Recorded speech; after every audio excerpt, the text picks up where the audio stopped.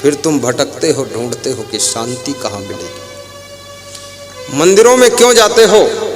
शांति के लिए ही तो जाते हो। सत्संग में क्यों आते हो? शांति के लिए ही तो आते हो। और शांति ऐसी चीज है, संपत्ति कितनी ही हो, लेकिन अगर मन में शांति नहीं है तो संपत्ति भी बोझा है। यदि मन में शांति आ जाए तो संपत्ति भी तुम्हारे जीवन की शोभा है, शोभा है। कितने लोगों का घर तो लंका बना हुआ है।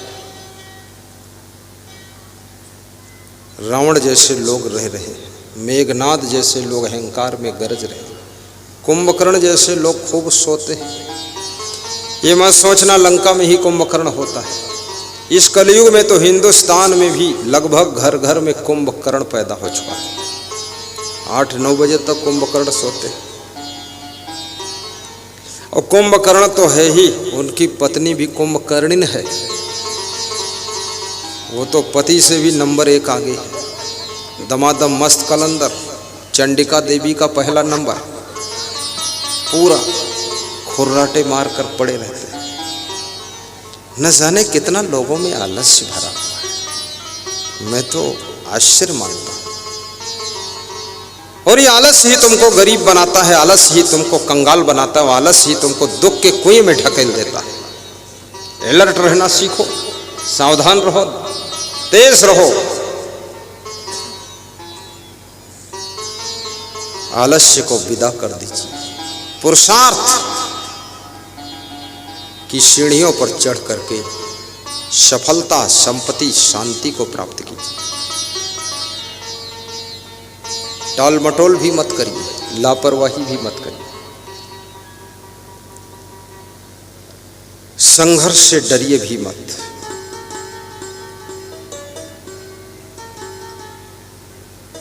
और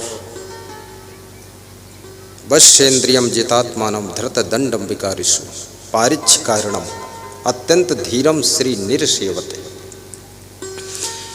विदुर जी कहते हैं वह लोग लक्ष्मी की अधिकारी बनते हैं। कौन? वश्येन्द्रियम, जिनकी इंद्रियां वश में। और जो इंद्री लोलुप लोग है, बड़ा चटोरापन है। पेट खराब है फिर भी समोसा खाए जा रहे हैं। अब समोसा भी पेट में जाकर खराब ही तो हो जाएगा जब पेट ही खराब है। कब्जियत है फिर भी पकौड़ी और छोले भटूरे खाते चले जा रहे हैं। अगर पेट में कब्जियत है तो सुबह 1 मूली खा लीजिए, आधा पपीता खा लीजिए, 1 गाजर खा लीजिए, 1 केला खा लीजिए, 1 अमरूद खा लीजिए नमक डालकर। और 1 घंटे बाद खौलता हुआ गरम गरम दूध बिना शक्कर डाले भी पी लीजिए आप। यानी ठंडा करके थोड़ा पियो, मुंह जल जाएगा। खौलता हुआ डाल दोगे मुंह में गड़बड़ हो जाएगी। 2-2.5 घंटे के बाद पेट की सफाई स्टार्ट हो जाएगी। कोई जुलाब उलाब लेने की जरूरत नहीं। और महीने में 1-2 बार पेट साफ करना चाहिए। कभी कभी फल खा लीजिए, भोजन मत कीजिए सुबह, शाम को भोजन कर लेना। अब गर्मी का महीना आने वाला है, खिचड़ी और दही भी कभी कभी लीजिए, हफ्ते में 1 दिन। पेट की सारी बीमारियों को नष्ट करने वाला दही है, दही है, दही है। और खिचड़ी के साथ दही खाओ, पेट के 1000 रोग खत्म हो जाते हैं। और यदि खाली पेट में सुबह सुबह आपने पपीता खाया है, पपीता कच्चा नहीं पका हुआ, ज़्यादा पका नहीं अध पका हुआ, विदेशी नहीं देसी पपीता, अब ना मिले देसी तो विदेशी भी ठीक है, हाइब्रिड वाला भी ठीक है, और देसी हो तो बहुत अच्छा। पपीता खा लीजिए आप खाली पेट सुबह। देखिए आपके पेट के अंदर भस्मासुर पैदा होगा, इतनी भूख लगेगी सारी रसोई अकेले फाइनल कर दोगे। हाँ, बहुत फायदा होगा।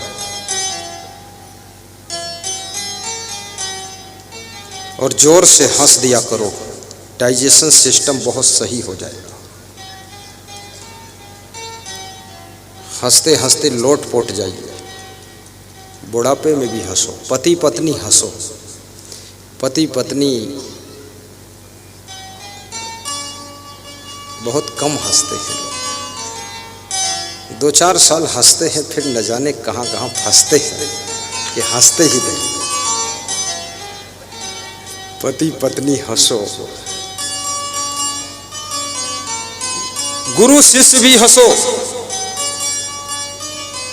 सवेरे सवेरे हमारे यहाँ योगा सिखाते हैं योगाचार्य जी, तो ये हंसते रहते और सिखाते रहते और साधु हंसते रहते, योगा करते रहते हैं। मैं भी हंसता हूँ, ये भी हंसते हैं। आधे लोग जान नहीं पाते क्यों हंसते, लेकिन सब हंसते तो वो भी हंसते हैं। तो मैं पूछता हूँ भाई क्यों हंसे, तो बताओ हम भी हंसे। अरे बोले हंस लो, क्या पूछना है क्यों हंसे। जिंदगी में हंसी खुशी होना चाहिए, और बहुत कुछ तो इस दुनिया में मिलने वाला नहीं। यदि सोचो 2-4 कुंटल सोना मिल जाएगा तब हंसेंगे हम, ये तो है ही नहीं होने वाला। पूरी सोने की लंका रावण को मिल गई थी, कभी हंस ही नहीं पाता था, तो 2-4 कुंटल में तुम क्या पाओगे। अपन तो परिवार से मुक्त है, छुट्टी ले लिया शुरू से ही, निहंगम साधु, कोई फैमिली नहीं और कोई कनेक्शन भी नहीं, कोई लफड़ा भी नहीं। कुछ ऐसे भी लोग होते ना, फैमिली तो नहीं रखते पर कनेक्शन रखते बहुत नालायक लोग हैं।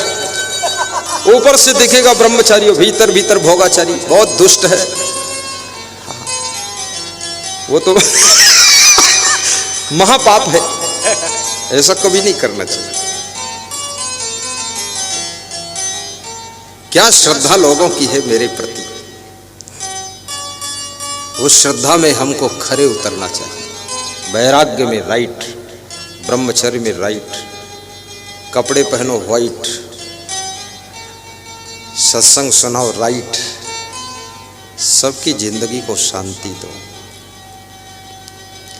भाव दो, भक्ति दो, बस। और क्या चाहिए इनको श्रोताओं को। भाव दो, भक्ति दो, भक्ति की शक्ति दो, मुझको इसके सिवा कुछ नहीं चाहिए, कुछ नहीं चाहिए। ये 10,000 श्रोता है, ये गुरु जी से कुछ नहीं चाहते, कुछ भी नहीं चाहते, बल्कि तो गुरु जी के लिए भी अंगूर लेकर आते, सेव फल लाते, संतरा लाते, मीठा लाते, आम की पापड़ी लाते हैं। ज्योति प्रकाश प्रतापगढ़ से आम की पापड़ी, खड़े हो ज्योति, वे देखो पहले निहाल चंद मालवी, मुस्कराइए। मैं हूँ बीमार गम। मैंने पूछा कल परशुराम से, खड़े हो परशुराम, गोपाल से भी पूछा, और निहाल चंद दिख नहीं रहे, क्या बात। धमनार के सुरेश से पूछा, खड़े हो सुरेश। मैंने कहा लगाओ फोन निहाल चंद को, थोड़ा डांटी पिला दूं, हमारा चेला कहाँ गायब है। आज वो आ गई, बड़ा मन खुश हो गया, क्योंकि जिन भक्तों से गुरु जी को भी प्रेम हो जाता है, जब वे उपस्थित नहीं होते हैं तो गुरु जी को भी चिंता हो जाती है कि मेरा भक्त कुछ दुख में तो नहीं है, क्यों नहीं आया। तो लोगों ने बताया थोड़ा स्वास्थ्य अच्छा नहीं। तो हमने कहा अधमरे हो फिर भी आना चाहिए, तो आ गए। मैं हूँ बीमार गम, लेकिन ऐसा नहीं, मैं हूँ बीमार गम। निहाल चंद मालवी के ऊपर सुना रहा हूँ, कव्वाली है, 2 कड़ी सुनाऊंगा, ज़्यादा नहीं, टाइम बर्बाद हो जाएगा। जैसे गुल शाख से टूट कर गिर पड़े, शाख माने डगाली और गुल माने फूल, जैसे फूल डगाली से टूटकर फट से नीचे गिर जाता है, ऐसा मैं बीमार नहीं हूं कि टूट कर गिर जाऊं, हिम्मत है। मैं हूं बीमार गम, लेकिन ऐसा नहीं, जैसे गुल साख से टूट कर गिर पड़े, मेरा दिल कांच की चूड़ियाँ तो नहीं, जो झटका लगे टूट कर गिर पड़े। मैं हूँ बीमार गम लेकिन ऐसा नहीं, जैसे गुल साख से टूट कर गिर पड़े। तो भक्त केवल गुरुदेव से भक्ति मांगता है। मैं गुजरात जाता हूँ तो वहाँ के भक्त लोग शांति मांगते हैं। गुजरात में अशांति बहुत है, क्योंकि गुजरात के लोग बुद्धिमान बहुत हैं और बुद्धि लड़ाते बहुत हैं।